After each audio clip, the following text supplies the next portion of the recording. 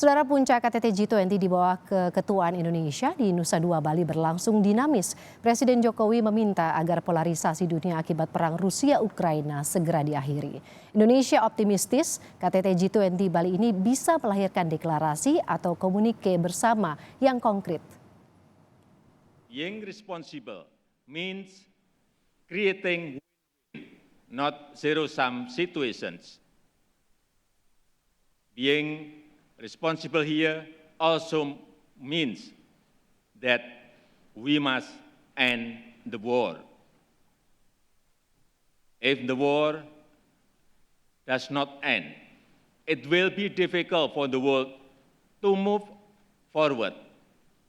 If the war does not end, it will be difficult for us to take responsibility for the future of current generation and future generations. Di hadapan para pemimpin negara anggota G20 dan negara undangan, Presiden Joko Widodo dengan tegas meminta perang dihentikan saat membuka sesi pertama puncak KTT G20 Selasa pagi di Hotel Apurva Kempinski, Nusa Dua Bali.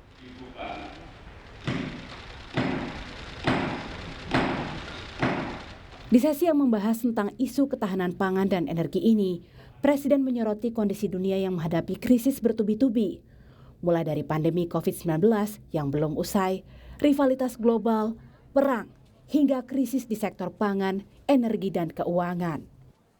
Sebagai tuan rumah G20, Presiden juga menyoroti tatanan dunia yang diuji dengan polarisasi setelah pecahnya perang Rusia-Ukraina yang sudah berlangsung hampir 9 bulan.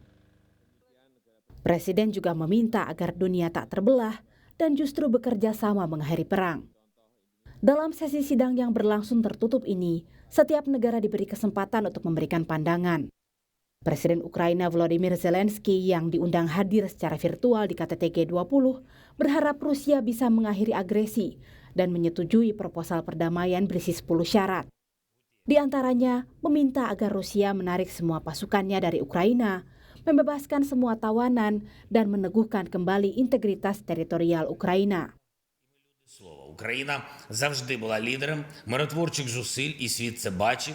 І якщо Росія каже, що нібито хоче закінчити цю війну, хай доведе це діями.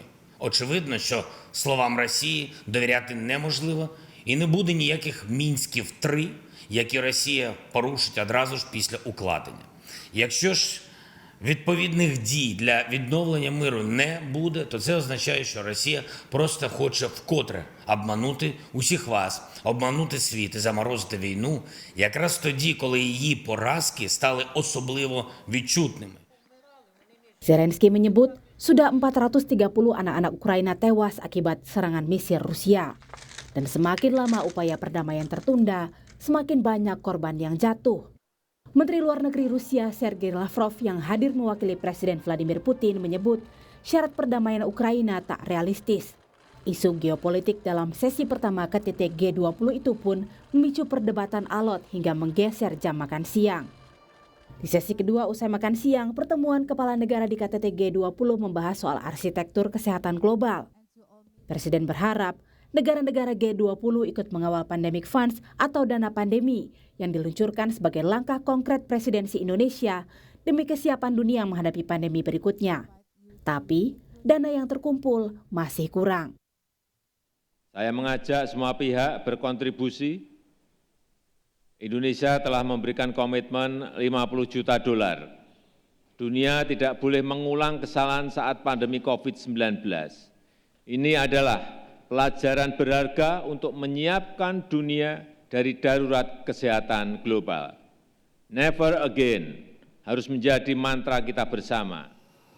Sehari sebelum puncak KTT G20 di Bali juga menjadi bersejarah antara pemimpin Amerika Serikat dan Tiongkok. Xi Jinping dan Joe Biden saling senyum dan berjabat tangan erat dalam pertemuan bilateral yang digelar 14 November lalu. Sejak 2018, hubungan Tiongkok dan Amerika Serikat memburuk atas perang dagang yang diluncurkan Amerika kepada negeri tirai bambu. Agustus 2022 lalu, Tiongkok bahkan memutus hampir semua saluran komunikasi dengan Amerika Serikat. Namun pertemuan di Bali ini menjadi pertemuan bersejarah karena keduanya sepakat untuk membahas potensi pemulihan hubungan dan berjanji mencegah konflik. Biden bahkan mengutus sekretaris negaranya ke Tiongkok untuk menindaklanjuti pembahasan di Bali. Aura positif dalam puncak perhelatan KTT G20 semakin memperbesar harapan Indonesia akan lahirnya deklarasi atau komunike bersama.